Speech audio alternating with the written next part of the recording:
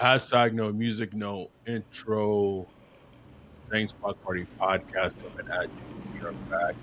Adam and Wolf here, recapping the 2025, which is not technically over yet. As we are recording this podcast episode, the New Orleans Saints still have two seventh round picks left in the 2025 NFL draft.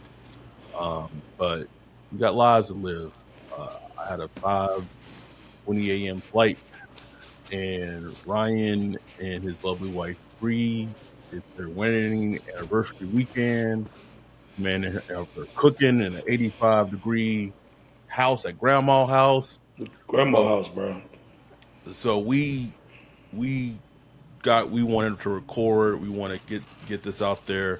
So it might be incomplete because by the time we record this, like it might not be done. Like they're probably not gonna have their two picks in the seventh round done. I'll just be honest. But drinking my cut water. Gotta talk about the draft class for the 2025 New Orleans Saints. Wolf. Let's go. I was I wanted to title. I almost titled this something in that, and so just so people know. So this pot is going to go until about 3:40, or technically about 5:40, and then anyone who's a Patreon, there's another pod that's just going to be members only, where we talk about all the insight, all the news that I've heard that went into the war room, draft room, all the tea, basically. So that's only Patreon only. So if you're a Patreon, you already set. The link is already out. If you're not a Patreon, patreon.com/Saints Block Party, literally $1 a month, and you can be set up to hear the news I'm going to share, it's also going to be uploaded to our YouTube members as well. But Kellen Moore, we'll see how it works out. But if I squint my eyes, I can see somewhat of a vision.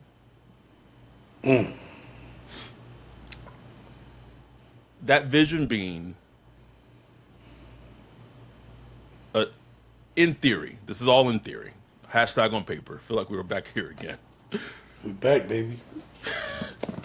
In theory, you have a good to very good offensive line that's going to rely heavily on Alvin Kamara and Devin Neal, and then I'm assuming Tyler Shuck is going to be the presumed favorite to win the quarterback battle. He was drafted 40th overall. We'll get into the picks, but I'm just thinking, I'm talking a holistic approach. Tyler Shuck presumed favorite to be the starter, who will be able to throw and take shots down the field to Rashid Shaheed, Chris Olave, and Jawan Johnson. And then they've also potentially have upgraded their defense in this draft by investing a lot of picks, cornerback, defensive tackle, linebacker, a lot of picks, safety on the defensive side of the ball. Like that's holistically the vision. Okay.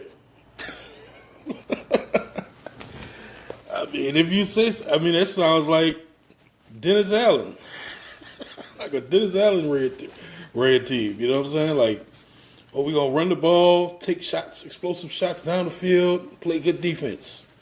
I mean, of course, every team wants to do that. But isn't that what it looks like though? Like, isn't that how the team is kind of built up, bro? Like, to have a good offensive line like the Neal pick and the Devin Neal pick and AK, and just, I don't know, bro. Look, I mean, if that's the vision, it's not a bad vision. Does it scream, look, we're building towards a championship? No. but it screams we still think there's something here with this roster, so let's compete right now for Yes. 2026, which has been pretty much mostly the theme, of the off season. Because it's a, it's a look, it's a compete now roster. When I say compete, I mean like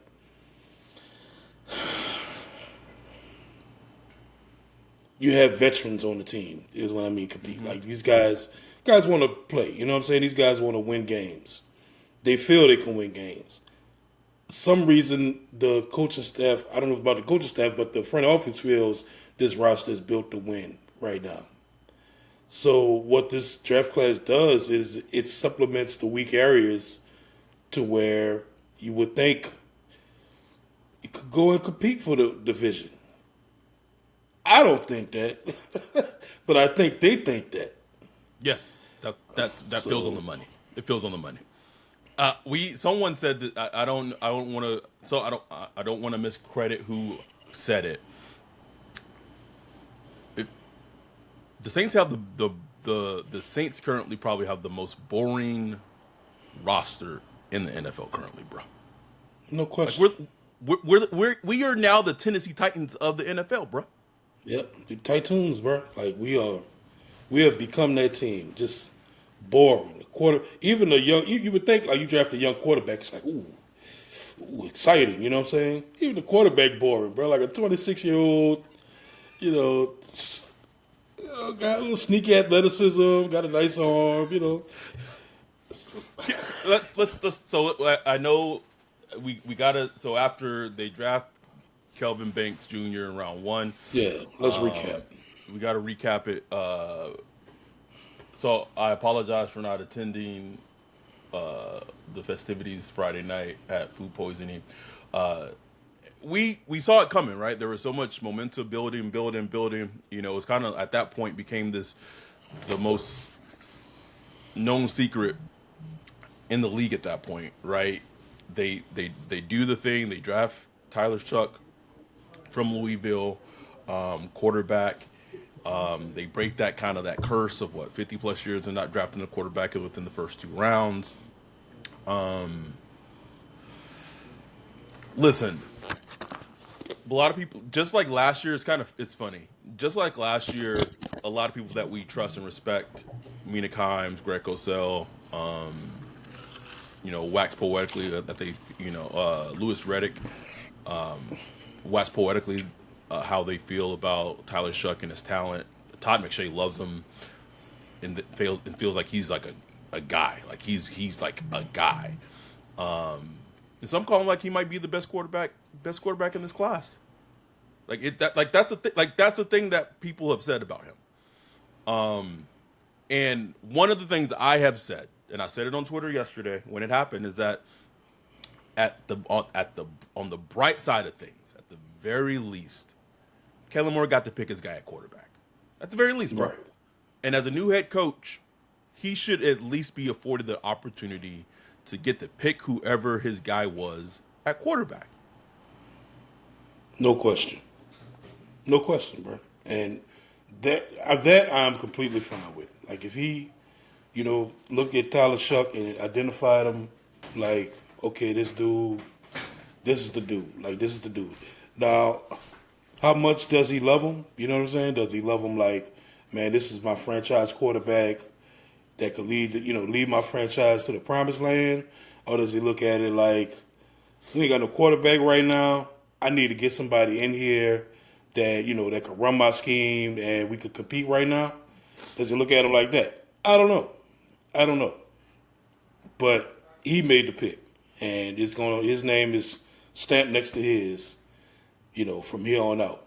And like you said, honestly, the first time I heard of Shuck was from Greg Cosell. And he was like, that was his second quarterback. Like, he really loved his team. I was like, well, who? So I went and watched him. Like, I just wasn't seeing it, bro. Like, I saw, like, okay, he has a nice arm and stuff like that. But I'm like, I don't see, like, anything, that's really standing out to me right now. And I still feel that way, but I'm open to being wrong. You know what I'm saying? I hope I'm wrong, actually, because he's a Saint now. And look, I want him to ball out, bro. Like I want him to go and like ball the fuck out, bro. Like That's it. that's it, bro. That's it. Because he's a Saint now, man. Like he is a New Orleans Saint, and he is most likely going to be starting quarterback. So I don't, I'm not about to sit here and root against Tyler Shuck or Nope. just say, oh, this guy sucks. You don't know. We went through the same thing with Spencer Rattler last year. People say, oh, it's a 5th-round pick. This guy sucks. You got to let him play, bro. You got to let him play. You got to be patient. So, and like I said, he has tools. He's sneak athletic. I ain't gonna call him sneak athletic, bro. Like he got some nice little moves when he moves. Nice arm. He's tall. He has that, there's that old school quarterback look to him. 6'5". He does. That Chad face, just like like it just looks like a quarterback. And I think a lot of people like that. So we'll see, bro. But like at pick 40, I mean, I guess another team was in after him, you know what I'm saying?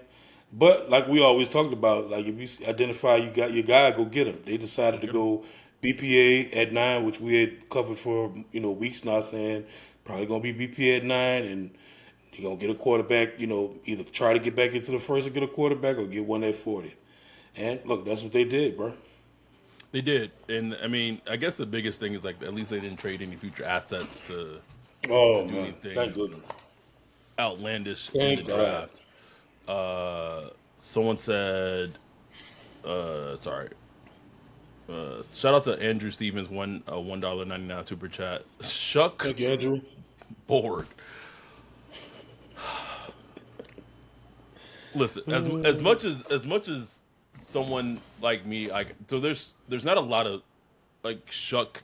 There's like 3 Shuck games to watch on YouTube. There's the Boston College game, there's the Notre Dame game, and there's a Miami game. That's it. Like if you're looking for cut ups, Yeah. the Miami game, I feel like the Miami game is like a little inflated because I watched it and I was like, okay, what? Like I didn't see it. Huh? I didn't see it. If you want to watch a game to not be a fan of Tyler Shuck, do not watch that Boston College game because if you watch that That was the first one I watched. That was the first one I watched. I'm like, what? if you watch that Boston College game, you will be upset. But I watched the Notre Dame game on the flight back this morning, and he was super impressive in that Notre Dame game, like from start to finish, like everything you wanted to see, and like I just watched it. I was like, okay, like I get it, I see it. Will it work out? Who knows? The one thing I just hope, and I know it's probably not going to happen, is I just truly hope that when all this comes around, training camp, OTAs, I want it to be a legit quarterback competition. I want it to be no question. a competition. I don't want it to be, well, if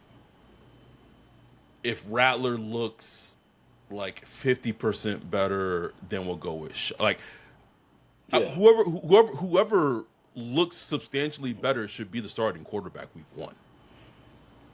That's what coaches preach, right? But Well, I we mean, see it year in, We saw it last season. right. But we see it year in, year out that, like I said, Spencer Rattler was not a pick by Kellen Moore or anybody on his coaching staff. Yeah, their name is not tied to him. Their name is tied to Tyler Shuck.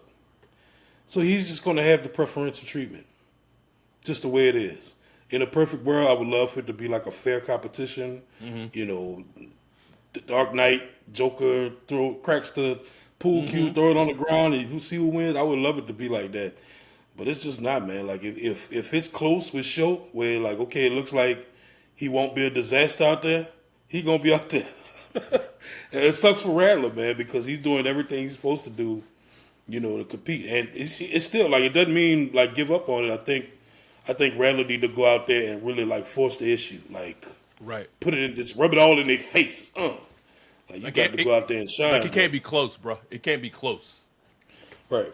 But here's the thing, bro. Like either way, I'm fine. Like if the quarterback play is good, no matter the outcome of that, like that's a great thing for us. You know what I'm saying? Oh, yes. The Saints Oh fans, yes.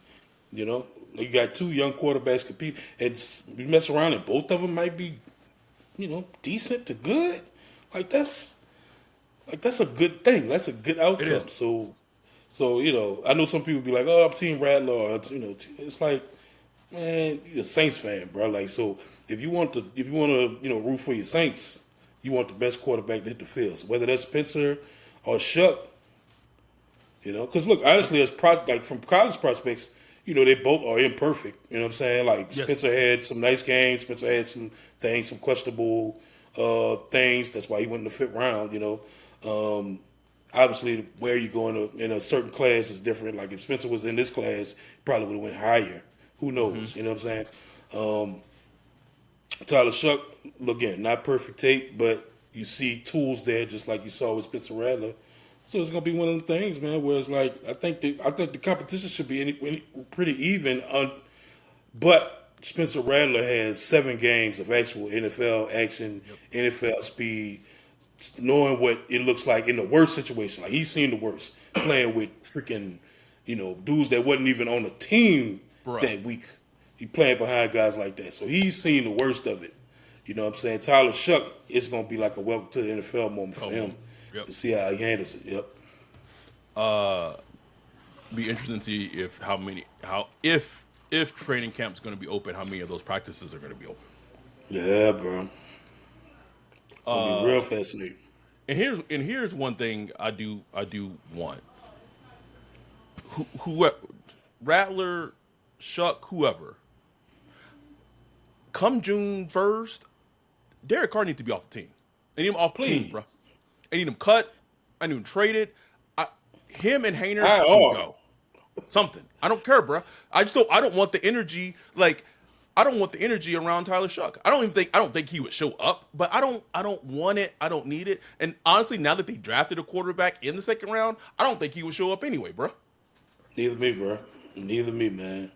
Like, wouldn't it be crazy if he showed up like, hey, shoulder feeling good now? It's like, nah, bro. Dude, nigga. Sit your ass down. Dante said gonna really piss me off if Shuck get a chance to play with a healthy team and Rattler never does. Wouldn't that be some shit, ain't bro? that something, bro? That would be some shit, bro. Rattler just be sitting there shaking his head like, you see how they do this to me? Okay, so in the third, after the Shuck pick in the third round, pick 71, they go back to the Texas roots and draft Vernon Brighton, a defensive tackle from Texas, adding to the defense where there's been this theme this offseason of kind of retooling and rebuilding the defensive line. Yeah, man. Interesting guy. Real stout. Not like I would call him a pass rushing defensive tackle, but he showed some potential there. Maybe potential he could have there.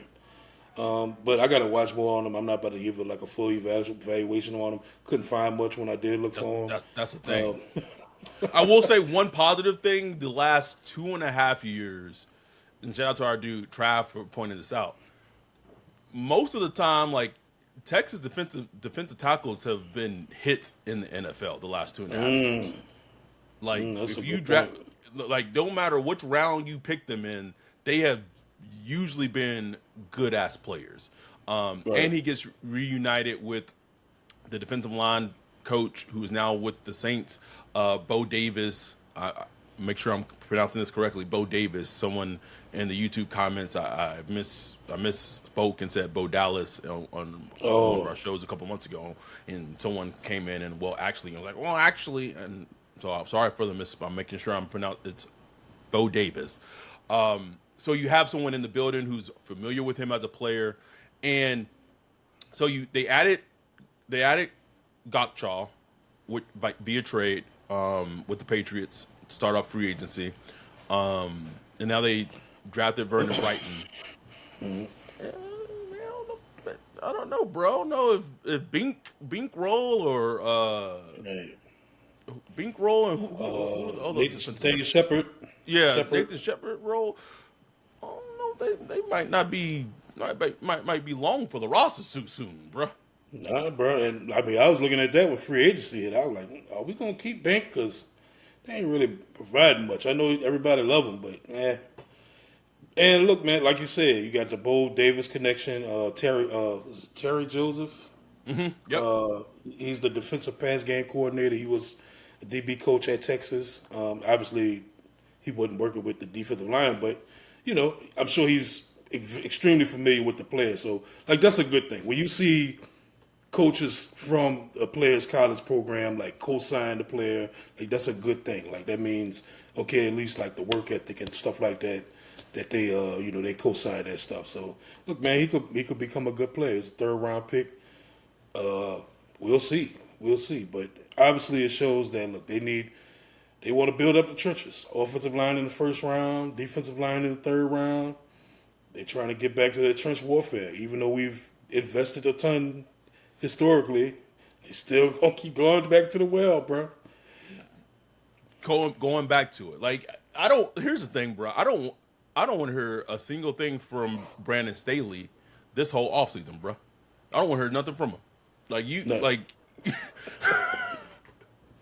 uh, hold on. And then, sorry, I lost my handy dandy screen I had up. And then after that, so in that same round three, pick 93 that they got from Washington from the Commanders trade with the Marshawn trade, they drafted safety Jonas Schenker from Virginia. Tall, lanky. Didn't see a lot of him. Like I just watched a highlight video. I mean, you can't really watch safeties like highlights. You really got to get the all 22 if you're really going to try to evaluate safeties. But saw a lot of him near the box. Like he made a lot of plays near the line of scrimmage. One of the first things that Kellen Moore talked about him yesterday, mentioned him, being an asset on special teams. I'm sorry, bruh. And I get it, bruh. But like, if you invest in a third round pick on a safety, I don't want to hear the first thing that coming out your mouth talking about special teams. I don't. I'm sorry. I know how important special teams are. That is not the first thing I want to hear. It's not, bruh. And Especially in this class too, like where your second and third round, there's a lot of good players in the second and third round. And I'm not saying he's not one of them, but it's like the first thing I hear is special teams, I just go to sleep, bro. I'm like, oh shit. Cause that was the first thing they mentioned when they drafted Alante. Alante, I was like, oh, this guy could help our special teams immediately. Put me to sleep. Louisiana said Xavier Watts was fire. Falcons took him right after us. Yeah. Did you watch anything from Schenker? Absolutely nothing. He I will say this. He's tall. He's a bigger safety. Okay. And like I said, plays very close to the box. It'd be interesting to see where he gets utilized Right. in the defense. Very sure tack. It's funny because his play style reminds me a little bit, not as athletic, but does remind me a little bit kind of like of how Alante was used last season at the beginning of last season. Just kind of that tall, rangy, not rangy, but that tall kind of power, Yes. force player, you know what I'm saying, Yep. that you can put in the box and move around, yeah. Yep. So I mean that's what his highlights indicated, and so we'll see. It's just weird. It's a weird feeling. It's like, man, like this is where the premium pick we got from the Commanders, we got from like Marshawn. This is what, and who knows, man? Maybe Sanker's going to be a good player. Hopefully, he is. But maybe I'm projecting because the first thing that the coach said after he was drafted was special teams. Like it's Special teams. It's like big Z's. round 4 for pick 112.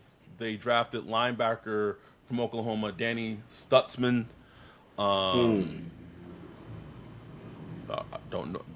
know if it's a Pete Warner replacement pick. Seems very much like a good, just I don't know, bro. They got a type, bro. You know how they love white Yeah. linebackers. Like they just can't shake it, bro. No, I saw somebody compare him to like Laurinaitis or whatever. I'm like, I can see it. You know what I'm saying? Like, Uh, I haven't watched a single clip of him, so I'm not giving you a scouting report. But look, man, like they need. It's another piece for the Brandon Staley defense. Like he has to get his guys in there. You know, they're gonna need linebackers. We thin their linebackers.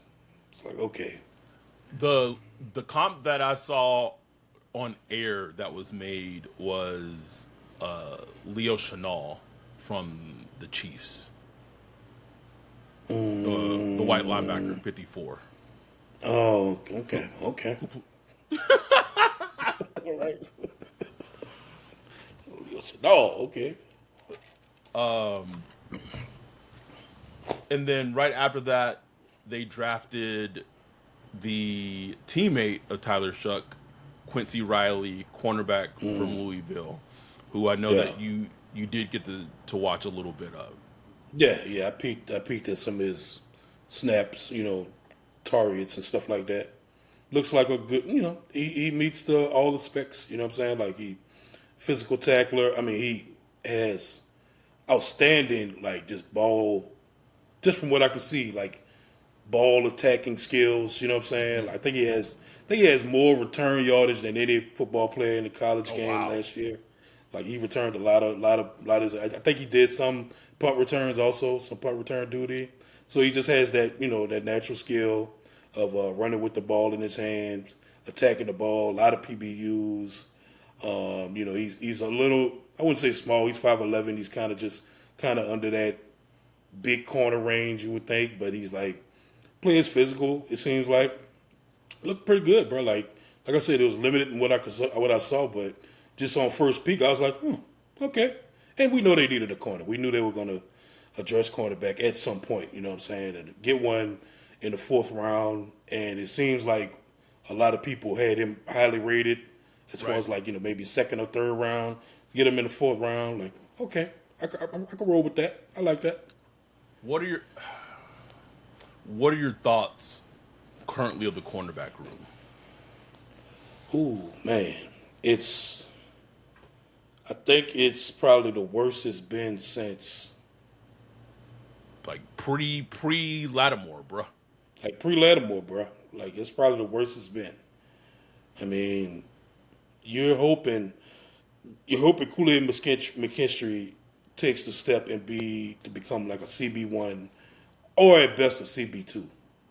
Like a high level CB. Like a high level CB2 like Paulson Adebo was. You know what I'm saying? Yeah.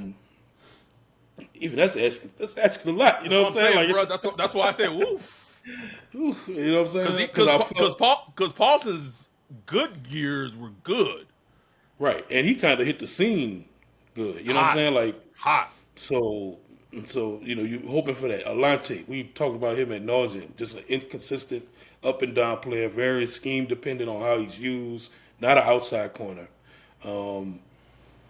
So but if you put him in a nickel, maybe you can get the best out of him and stuff like that. Then it's like, who knows? I don't know. Like after that, then what? No I idea. mean, it's gonna be Quincy versus Rico Isaac Payton, Yadam versus Rico Payton. like, Bruh. it's tough, bro. Like I don't know if, and I had to see the teams of like what the Falcons did, like what they added at cornerback, what the Rams added at cornerback, because, and I don't think they should do it because I just think he's an aging player. I think the money he gets paid like his contract's bad, but you just know how this team acts when they desperate, bro. Like the Brandon Staley and the Jalen Ramsey thing, they may make that call, bro. Like I could see it. I make it, bro. Just I could just definitely because see it. just because of desperation. Just because of desperation. Yeah, and Ramsey really liked playing with Brandon Staley. Yep. In that defense, so that wouldn't shock me at all, bro.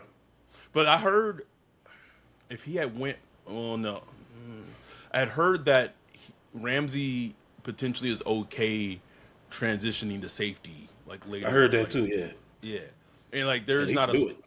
Oh yeah, oh yeah. And then to close out, not the draft because they're still drafting, but to close out the picks up to this point, in the sixth round, the Saints drafted Devin Neal, running back from Kansas, so they actually do get some juice. We got some juice, baby. Got some juice. Got some juice. Just a player.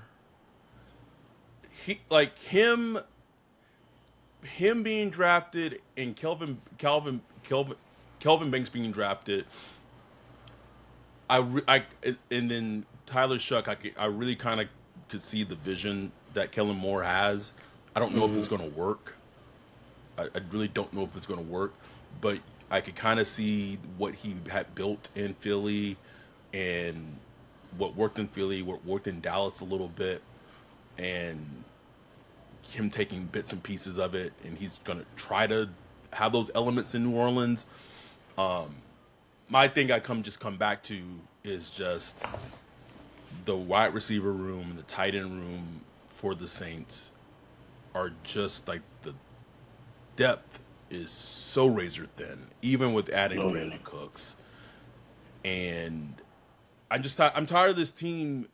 I'm tired of this team utilizing injuries as an excuse. I don't want like if Chris Olave gets dinged up, if Rashid Shaheed gets dinged up, you can't like I don't want to hear we blah blah blah blah. Like Jawan Johnson led the team in receiving yards with over like 500 receiving yards last year. It's ridiculous. And the deepest, a super deep tight end draft. They did add a running back, albeit in round 6. It seems like malpractice to not. And I'm saving this for our Patreon only show, but it feels like Kellen Moore is doing what Sean Payton did, of like we like the guys in our room, but he has not won a Super Bowl as a head coach. He only did it as an OC with an elite offensive line, but he also had like elite weapons. Like you had AJ Brown and like Devontae Smith. So like that's the funny part, bro. Right, and he's operating on I like the guys in our room, but it ain't his room. Like it's like this is remnants of the DA room / it's like the offense struggled last year, bro. And yes, due to injuries. But before that, the year before that, they struggled. Well, that was Pete Carmichael's fault. So, like, okay, is this going to be a scheme thing where the scheme is going to fix the offense? I mean, I like Kelly Moore, but like, damn, I don't know about all that, bro. Like, this team needed some juice, bro. That's the most disappointing thing about this draft. Yes. And like I like Devin Neal. Don't get me wrong. Like finally, he got some kind of juice. But he's a 5'8" running back. He's not what you would call like a home run hitter or nothing like that. He's a good productive running back that's gonna physical. I think he's gonna be a really good addition to the team. But like there's so many chances to draft juice on this team in every round, Adam, and they just we'll ignored it. We ignored it, bro. We gonna save it, bro. We'll save it for. They'll probably knowing them, they'll probably add juice in these two final juice picks in the 7th round, bro. They'll be like, here, niggas, here. Yeah, damn. Andrew Armstrong, here's a house, nigga. Yeah, damn. And then I guess one other thing, because this is not under wraps or anything. When you, Tony said maybe a new coaching staff that actually believes in warming up before practice will mitigate some of those injuries. Maybe, but then I just look at it from the other aspect of look at what literally every other team, not just in your division, in the NFL is doing. And this is the thing that I find the most perplexing. And you said it on our little mini live stream we did earlier. Like you just drafted a quarterback Tyler Shuck at 40. And yeah, like you got him a left tackle potentially at 9 overall in round 1. But you know what else like helps Tyler Shuck be successful? Weapons. Like Yeah. the like you flood your I was about to say young quarterback. You flood your quarterback with weapons. And in this draft alone, we have seen the Texans get Jayden Higgins and Jalen Noel. We saw the Chargers get Trey Harris and Omari Hampton. We saw the Bears with Caleb Williams. They got him. Colston Loveland, round 2. We're going to get Luther Burton. Sean Payton. They took your dude. RJ Harvey. And then they took a wide receiver from Illinois, Pat Bryan. The Browns took Judkins, and then they took the running back from Tennessee, Dylan Sampson, and they took Harold Fanning Jr. Yep. So it's not. Oh, I think the Texans also did they draft? No, they didn't draft Woody Marks. Oh yeah, they did draft Woody Marks. So you have teams around the entire fucking league overdosing on weapons, overdosing on juice. In a historical draft, historically, that has one of the deepest drafts ever with running backs and tight ends. And you don't leave, well, you leave with a running back, but you don't get like your pick of them. Like you had a chance to get your pick of the tight end, your pick of the running back. Oh man, that just feels like a huge missed opportunity to address the defense. You know, with I'm not saying these players are going to. I don't know if these players are going to be good or bad, but these players aren't screaming like, man, they're going to come in and change the defense. You know what I'm saying? Like, who are they going to have are they going to have that level of impact? I don't know if I see it right now. Could be completely wrong. I could be completely wrong. Maybe Quincy comes in and he's like a just starter from day one at cornerback, or maybe the defensive tackle comes in and he's like just a terror and just completely change the defensive line. Okay, I'm proven wrong. But I'm just not seeing it right now, bro. Not seeing it, bro. So someone said in the chat, is that Keenan Allen theory still out there? Might explain not drafting one. Okay. Okay. 1, Keenan Allen is like in his 30s. 2, Keenan Allen only wants to play.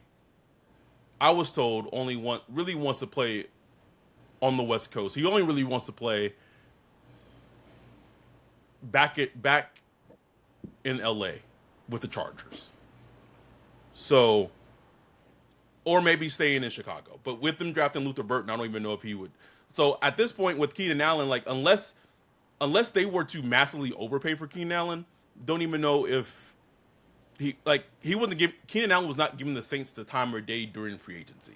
Now, free agency does have does have a way of humbling people. So maybe he'd be open to it. But like that's not smart team building, because the draft is about adding young juice. Keenan Allen is not young juice. No offense to Keenan Allen. That's a Band-Aid. They felt they did that with Brandon Cooks. Right. Yeah, you don't make draft decisions for that, and it's just that's the only thing I just couldn't shake this whole draft is just because we talked about it for months, bro, leading up to the draft. Like, no way they don't leave this draft with 2 running backs and a tight end. You know what I'm saying? Like, they say, shit, we got McDonald's at home, boy. They said, watch this. All right, so we're gonna stay on. The Saints are on the clock right now to make their first pick of the 7th round, and then after they make that pick, we're gonna end this one, and then hop into our Patreon only episode. So again, you got to be at patreon.com/SaintsBlockParty, and get into the nitty gritty of what went on during draft week. And I'll say this, like,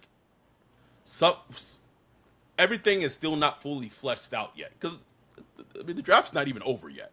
So there's going to be more information that comes out over the next couple of days, the next week or two. So I'm going to only really speak to what I know now. Right. Rex said if the first time someone heard of Tyler Shuck is Cassell, then they don't watch college football. Rex, we don't watch college football. Yeah, he's Rex. been around. Yeah. How long you been listening to this podcast? we say over. I tell you over and over. I don't watch college football, and don't plan on watching college football. I don't watch prospects until the end of the season. Okay. Okay, bro. Okay, Mark, can we get Rex out of here? Can we get Rex out of here? Bye, Rex. Bye. And I think we've been as much as not a fan of Shuck. I have been through the process. I'm giving him the benefit of the doubt, and I hope he balls the fuck out because he's the New Orleans Saints, bro. Absolutely. Okay, so the Dallas pick is in. Oh, let's take a cover.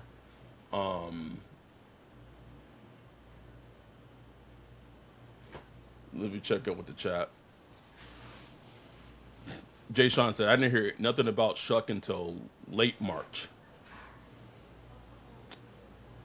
That's Giovanni Martinez said the problem with the Saints is that there's so many needs in the draft, and you couldn't address all of them. Yeah, I mean that's partly it. I mean you're not gonna address every need in this draft, especially this team. What's wrong, baby? You hot? When she calling me, I'm gonna show where I'm going. All right, but yeah, you're not gonna address every need. But god damn, if you got a draft that's like a strength in a certain area, you would think you would attack that. You know what I'm saying? Like you would attack the strength.